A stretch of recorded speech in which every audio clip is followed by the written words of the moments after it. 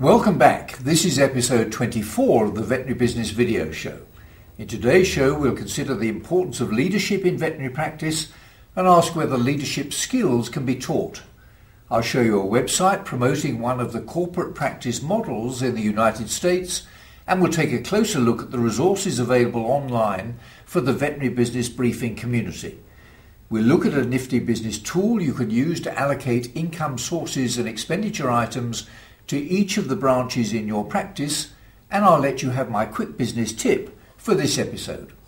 I'm John Sheridan, and this is the show that helps practice owners, managers and clinicians just like you to build your successful practice into a great business.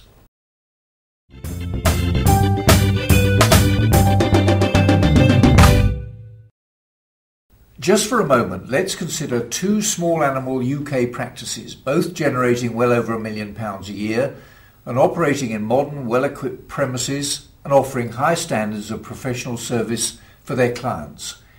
Each practice is owned by a sole principal employing 3 or more employee vets, and each one employs a practice manager. There the similarities end. Practice A is buzzing. The staff work well together and the way they interact with clients is outstanding. It's a happy practice and the business is generating a net margin after all costs of just under 18% of sales. Practice B is just the opposite. As soon as you walk through the door, you can sense an atmosphere between the reception and nursing staff, and this is having an impact on service to clients. Profits are poor and declining.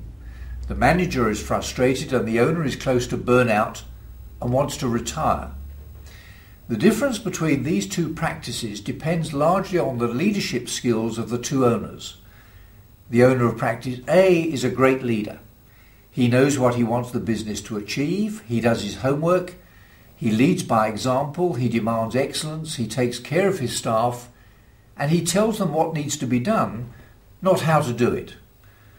The question is, can leadership and leadership styles in veterinary practice be taught?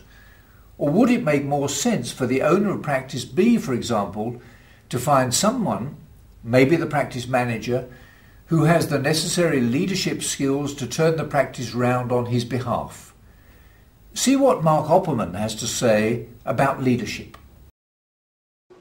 You know, personally, I feel that leadership is something that is innate. It's something that you are born with.